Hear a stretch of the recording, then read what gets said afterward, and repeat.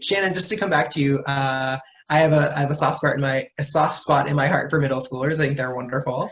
You know, oftentimes, like we said, we hear myths or misinformation about sex ed, and sometimes we focus on those things. But I'm curious what some of the positive impacts have been of sexual health education on your students. Like, what are some things maybe we're not hearing about?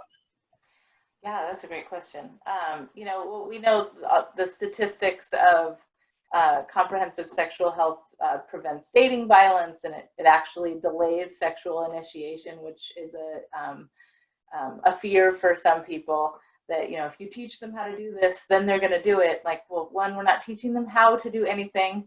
We're teaching them to make good choices for themselves. We're giving them information so that they can make an informed decision later.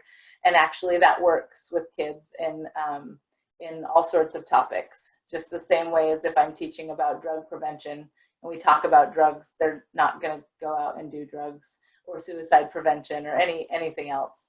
It helps them to develop healthy relationships, and I've had students come back and talk about how you know, learning about consent or learning about their body actually helped them to make those better decisions in high school or in college when that came about. It obviously reduces unplanned pregnancies and other STIs, HIV. One of the really important things I think about making comprehensive health education available to even more students is in even the littler kids. While we wouldn't be teaching them the same types of topics, I think it's really, really important to give students vocabulary, to give kids the vocabulary to be able to say when something is happening to them that shouldn't be happening.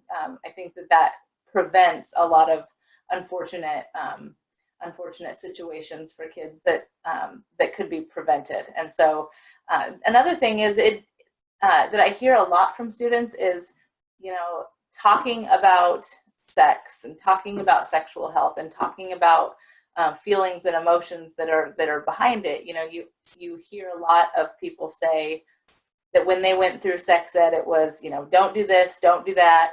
And you know, when you hear like, don't do this and don't do that, you automatically want to, because what is the mystery behind it, right? But if we just talk about it and we have those conversations and we give kids that knowledge and that information, it demystifies it and it makes it not taboo, and it kind of becomes no big deal. And yet they are armed now with that information to make those better decisions for themselves later.